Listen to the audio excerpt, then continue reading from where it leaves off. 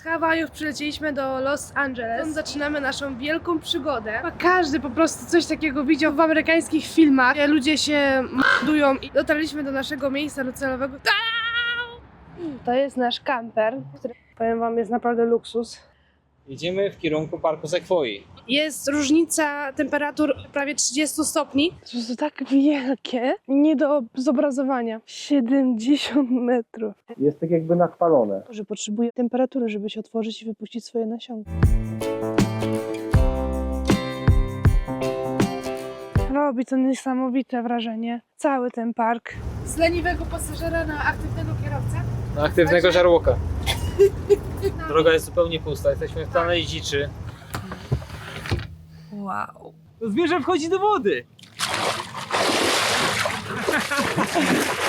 Zanurz się cała!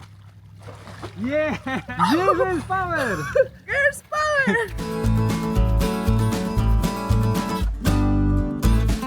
Udało nam się dojechać do Doliny Śmierci.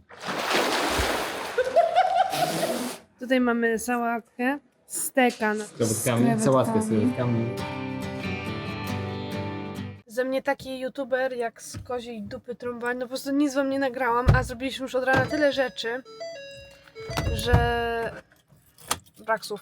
Tankowaliśmy wodę, ja tego nie nagrałam, ale może uda mi się z Instagrama to pobrać, bo pokazywałam to na relacji. O tym akurat nie zapomniałam. Myślę, że tutaj jest przelew chyba, nie? Chyba Tak na jachcie. to się podnosi. Więc Dobra. tankujemy. Ważną są? Trochę przecieka, ale to tam całą odkręć. Ogólnie mamy swój wąż, jakby szlauf, ale tutaj, że jesteśmy w Ameryce, to jest wszystko tak udogodnienia, po prostu maksymalnie, także jest ich wąż, który podłączasz. Oczywiście wszystkie przejściówki są takie same wszędzie. Jedyne co musisz ty zrobić, to odkręcić zawór, więc po prostu wygoda jest niesamowita. Nic cię nie martwi, tylko podjeżdżasz, tankujesz i jedziesz dalej. Jesteśmy w Dolinie Śmierci. Powoli z niej wyjeżdżamy. Kierujemy się dalej w kierunku Nevady. Powiem wam, naprawdę nic tu nie ma. Patrzcie, jakie wydmy tam są. Coś pięknego. Normalnie tutaj Dune można nagrywać.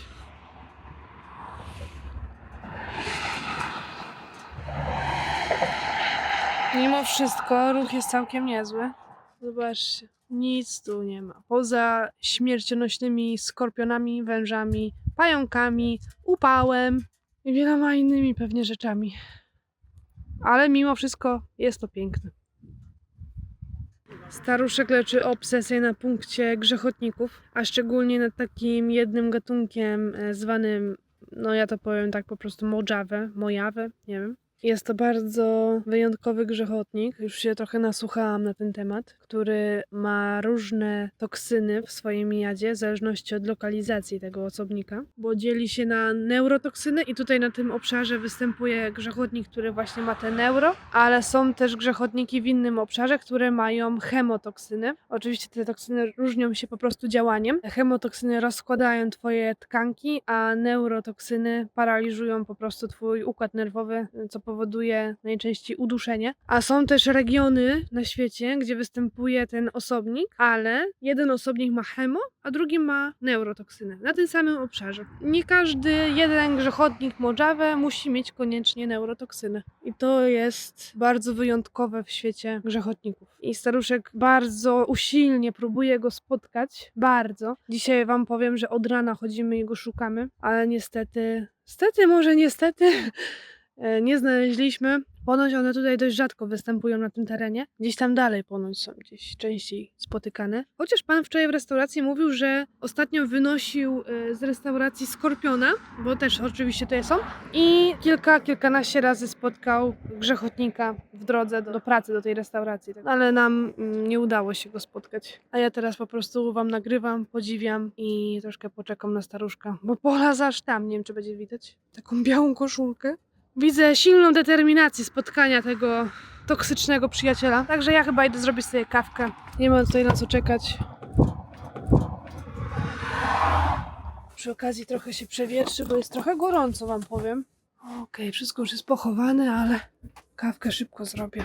Tutaj mamy taki czajniczek Mało chyba kto już używa takich czajników, co nie? To już jest taka prehistoria po prostu. Ale jest, to korzystamy. Mam nadzieję, że w ogóle mnie słychać, że całe to nagrywanie amerykańskiej przygody nie skończy się tym, że będę musiała jakimś cudem nas podgłaśniać.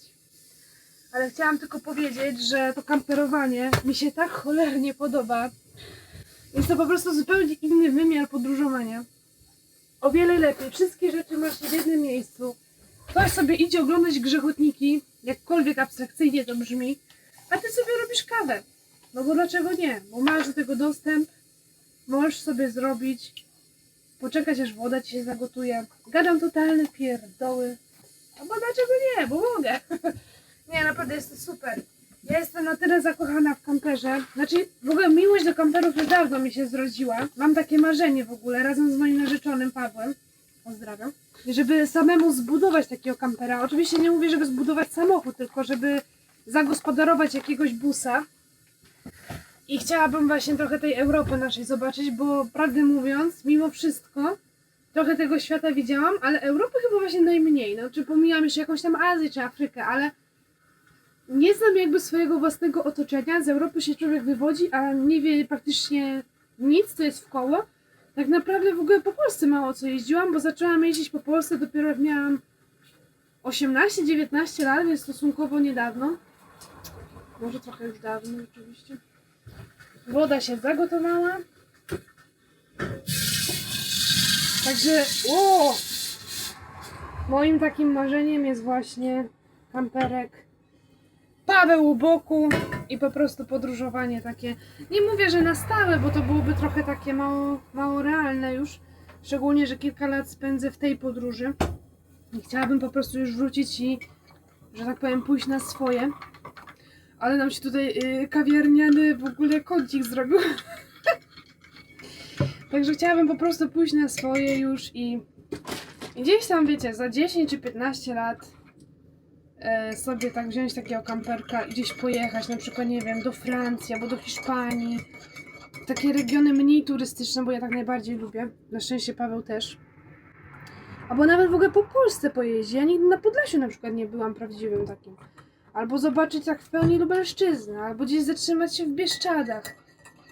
No, tam mnie, w ogóle tam mnie bardzo ciągnie. A najbardziej w moim życiu ciągnie mnie w Mazury, a szczególnie w Warmię.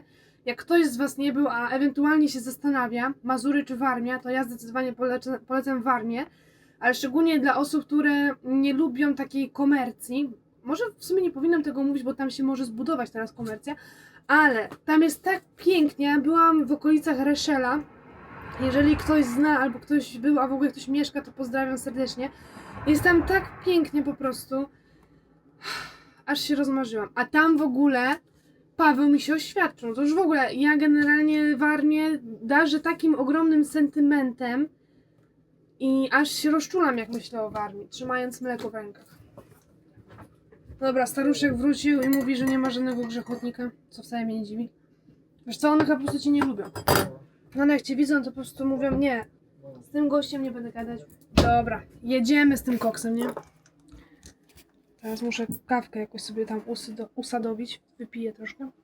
To nie jest piękne, że możecie pić kawę i jechać w tym samym czasie. Znaczy wiem, że macie jakieś tam bidony czy coś, no ale ja mam akurat kubek zwykły.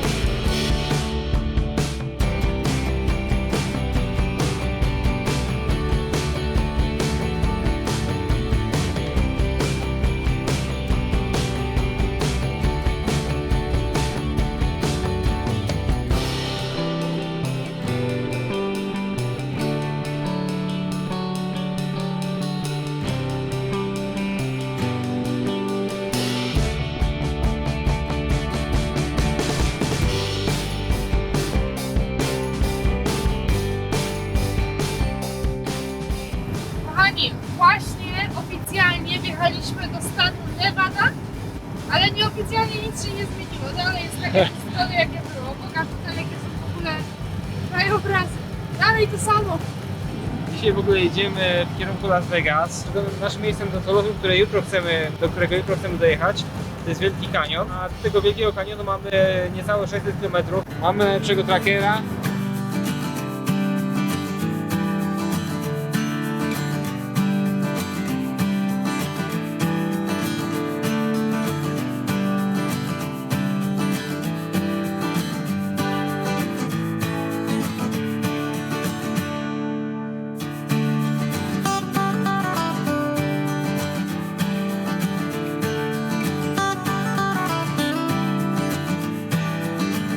Dobra kochani, dojechaliśmy gdzieś do jakiegoś pustkowia pod Las Vegas w drodze do Wielkiego Kanionu. Z tej okazji rozpaliliśmy sobie ognisko, jemy kanapeczki. Nie wiem, czy w ogóle widać cokolwiek, chyba nie widać.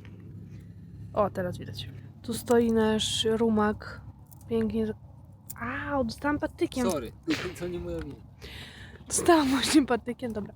Stoi nasz rumaczek. Naprawdę jesteśmy na pustyni. Być może uda nam się zupełnie przypadkowo odszukać grzechotnika, bo dalej temat jest na modzie. Ale siedzimy, pijemy herbatkę. Jest dość chłodno, bo jest jakieś 15 stopni, ale przy ognisku... Daliśmy od wybrzeża, nie? Tak, ale przy ognisku jest naprawdę przyjemnie, ciepła herbatka, kolacja i co, zaraz idziemy spać pewnie. Także do jutra.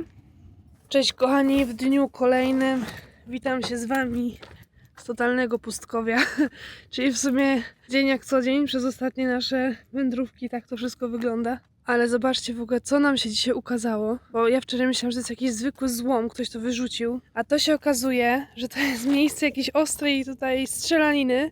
Zobaczcie, ile kul ktoś władował i w ogóle się okazuje, że to jest safe. Ktoś po prostu próbował rozwalić safe i komuś to się udało, bo zawartości w środku oczywiście nie ma.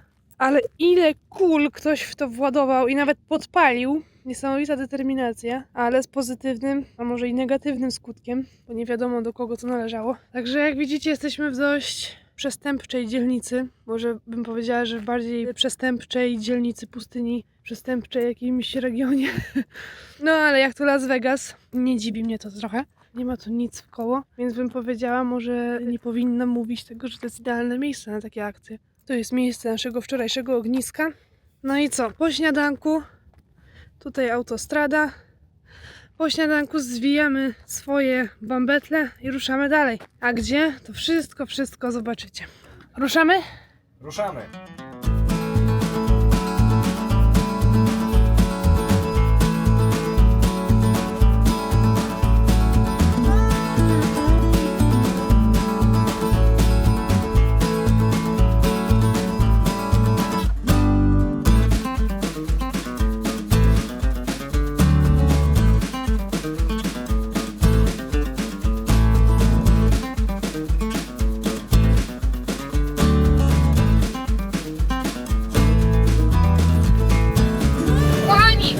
Oficjalnie znowu zmieniliśmy stan. Teraz jesteśmy w Arizonie, ale nieoficjalnie znowu się nic nie zmieniło. Zobaczcie jaki krajobraz. Ale zmieniła się jedna rzecz. Ceny paliwa, człowieku! Tak jak w Kalifornii i w Nevadzie ceny około 4 zł za litr benzyny, tak tutaj, uwaga, 2,50 za litr benzyny. A to już przeliczenie na polskie. Tak, na przeliczenie Za na 50 zł. Nawet 2 z kawałkiem. To jest po prostu piękna sprawa, tutaj tylko jeździć. Cena na stacji w dolarach to była 2,30 za galon. Mniej więcej jakieś chyba niecałe 60 centów za litr. Dobra, jedziemy. Teraz będziemy tankować bez pier. Jednak paliwo kosztuje, uwaga, 2,15 za litr. To jest oczywiście cena za galon, więc musicie sobie przeliczyć, 2,16 że tak. no to jest za litr 2 zł 15 groszy. To jest po prostu, tankuje się jakby, no jak za darmo, bo przeliczając na cenę polskie to jest aż niemożliwe. Tutaj system tankowania jest trochę inny niż w Polsce, mianowicie najpierw przykładacie kartę i płacicie i potem możecie tankować, no to jest pewnie antykradzieżowe trochę. I też musicie zwrócić uwagę, na co my się w sumie trochę nabraliśmy, ale nie tankowaliśmy, że tu jest odwrotnie, bo czarna jest benzyna, a zielony jest diesel. Także trzeba na to zwracać uwagę i nie na każdej stacji jest tak samo. Właśnie zapłaliśmy 13 galonów za $27, 28. Cały czas Tankujemy dalej. Chłopie. Tutaj za częścią dla takich osobówek, czy tam po prostu kamperów, mniejszych samochodów niż te bydlaki, jest stacja specjalnie przeznaczona dla właśnie ogromnych ciężarówek. Ja nie mogę się napatrzeć, jakie one są po prostu przepiękne i jakie inne, o wiele większe niż te w Polsce. Wiadomo, w Ameryce wszystko jest 1000 razy większe. Robi to niesamowite wrażenie i po prostu ten jeden wielki ryk silników. No nie, no po prostu wow. Coś niesamowitego, że obok samochodów osobowych jest specjalna stacja dla tirów. I z tego co widzę, mają paliwo po tej samej cenie. Wow.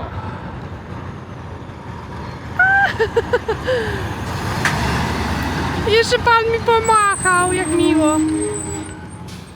Nie, no to jest Ameryka, to jest stan wolności. Coś pięknego. Przyznam szczerze, na niektórych wyspach Karaibów naprawdę boję się sama łazić i zazwyczaj ciągam staruszka gdzieś za sobą. Tutaj w Ameryce, odkąd jestem, nie mam w ogóle nawet w myślach czegoś takiego, że się gdzieś boję czy coś, nie wiem. Może są niektóre takie miejsca, oj, idzie staruszek, że rzeczywiście no, widzę, że przestępczość czy po prostu narkomania jest na wysokim poziomie, no to wiadomo. Ale tutaj idę sobie łażę, idę sobie zdjęcia porobić. To jest styl ciężarówki, który zdecydowanie najbardziej mi się podoba. Niesamowicie długi nosek i te dwa kominy, to jest po prostu... to jest więcej niż piękne. Tam jakie stoją! O jacie, ja muszę iść wszystko zdjęcia porobić. Wow!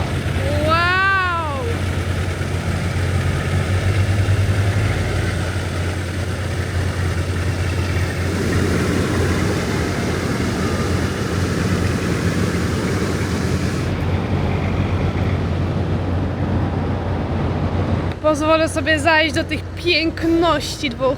To jest ta sama firma z tego co widzę. Ta sama firma transportowa, ale... O wow! No to jest po prostu wow. Ja i normalnie jaka bestia silnikowa. A zobaczcie, że tutaj jest normalnie mini apartament. Pewnie z toaletą nawet. Jako, że jesteśmy prawdziwymi trackerami, to nie mogło zabraknąć jedzonka na trasie, także jeszcze moje mleko bez laktozy, ale dobra. Odpoczywamy kawałek, jedziemy dalej. Tak, jeszcze zapomniałam wam powiedzieć, ile wlaliśmy. Wlaliśmy 33 galony, czyli 125 litrów i zapłaciliśmy za to wszystko 255,6 zł. Zostawmy tą chwilę dla upamiętnienia. Po prostu to jest przepiękna cena. Aż chciałoby się tak tankować, co nie? No, także 125 litrów za 256 zł.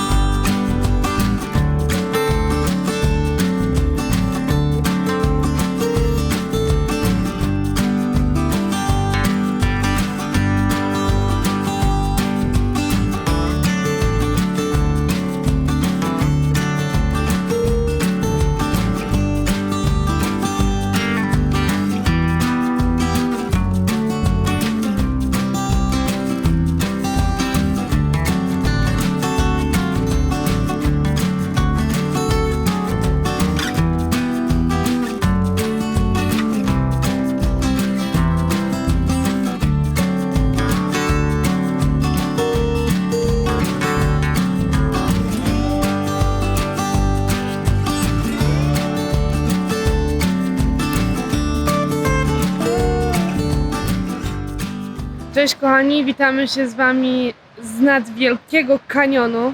Tło już pewnie ostro mnie zdradziło.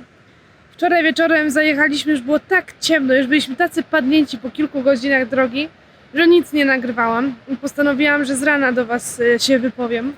Zobaczcie w ogóle ten widok. Rzeka Colorado i Wielki Kanion. I staruszek.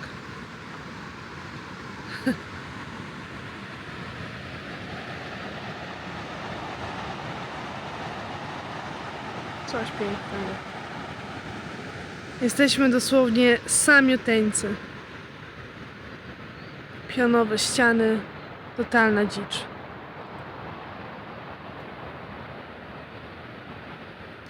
Po prostu muszę dotknąć wody z rzeki Colorado.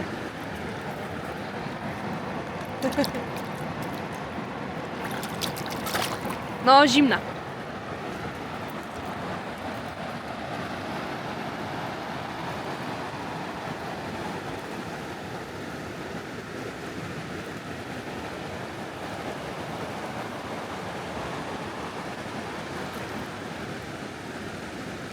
Chodziliśmy sobie trochę po plaży tutaj. Pozbierałam kamyki. W ogóle wam coś pokażę, że nazbierałam trochę tych kamyków. O, zobaczcie. I każdy ten kamyk, bo wczoraj w sklepie patrzyłam, każdy jeden kosztował $2. A ja po prostu sobie nazbierałam na plaży takie piękne kamyczki. Nie mam pojęcia, jakie to są minerały czy inne rzeczy, ale są piękne. Z Afriko.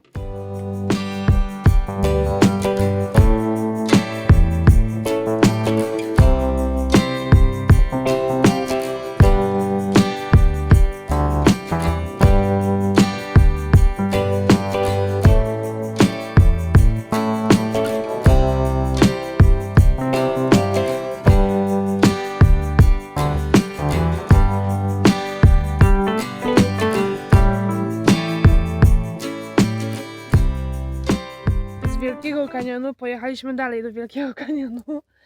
Obecnie znajdujemy się na moście Navajo, który ma 250 metrów, około oczywiście, bo to wszystko jest w stopach tutaj liczone, więc ja będę podawać w metrach. Około 250 metrów długości. Tutaj jest fajnie zrobione, bo jest kładka dla pieszych, a tutaj jest kładka taka samochodowa. A pod nami jest 150 metrów czystej przestrzeni aż do rzeki. Także można dostać lęku wysokości, bo jesteśmy naprawdę bardzo wysoko. Most został zbudowany w 1928, wtedy został otwarty. I z tego co doczytaliśmy, to przy budowie tego mostu zginęła jedna osoba, zginął jeden mężczyzna.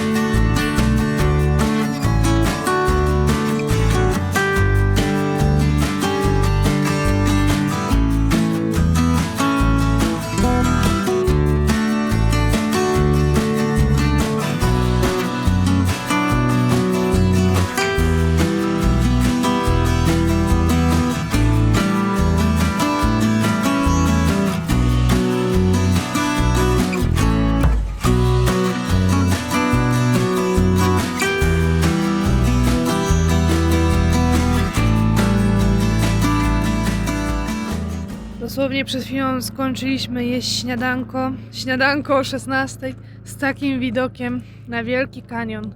Gdzieś pośrodku niczego. Między rzeką a jakimiś stepami. Ten dźwięk to nasz generator, bo na chwilkę włączyliśmy dosłownie minutę temu, żeby podładować swoje telefony i jechać dalej w kierunku końca Arizony i początku Nevady. Las Vegas, miasto, które nigdy nie śpi. Chyba rzadko które miasto w Ameryce w ogóle śpi. Jesteśmy już na końcówce naszej przygody. Pakujemy właśnie swoje bagaże, walizy i śpimy dzisiaj w tym hotelu, bo jutro już mamy wylot do Bostonu, a z Bostonu lecimy już na Karaiby do naszego domu na wodzie. Także tak to się prezentuje.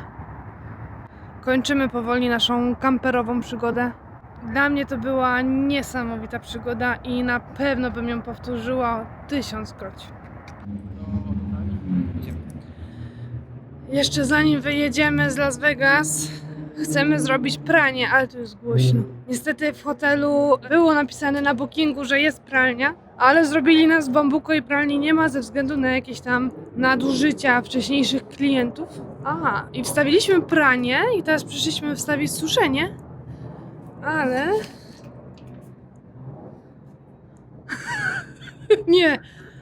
Nie wierzę, to jest akurat... Ja to akurat nagrywam, nie?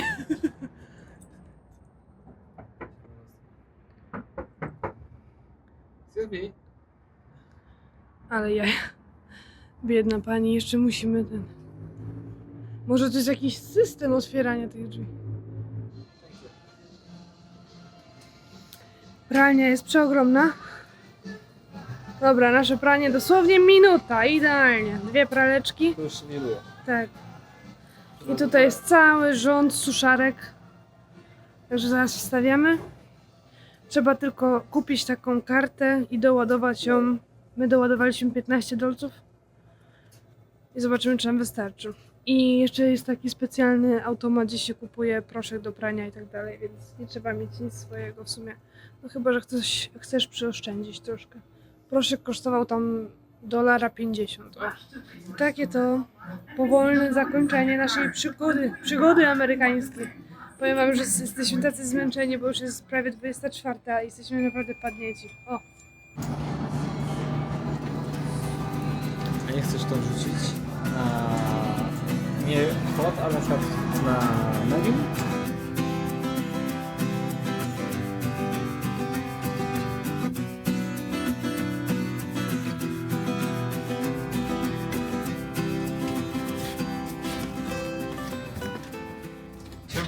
Który to już będzie nasz wspólny lot, co?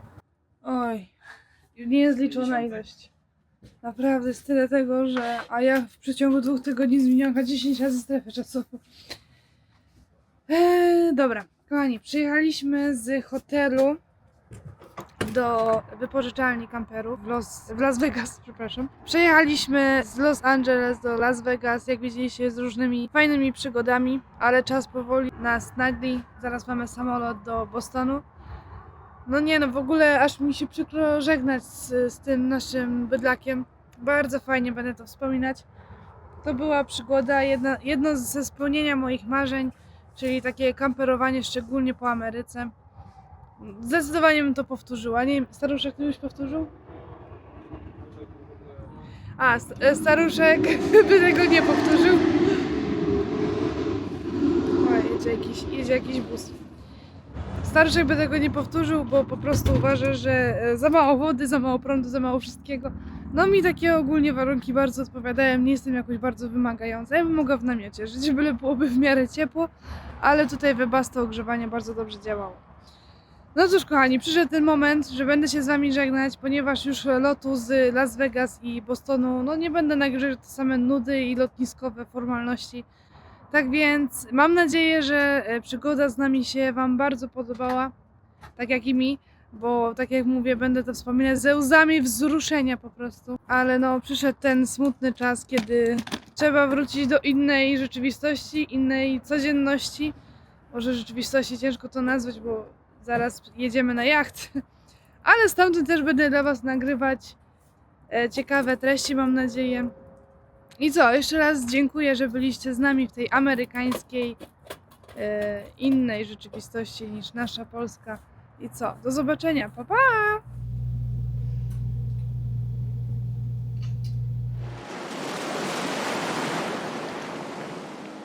To no stres i po prostu no, Hakuna Matata!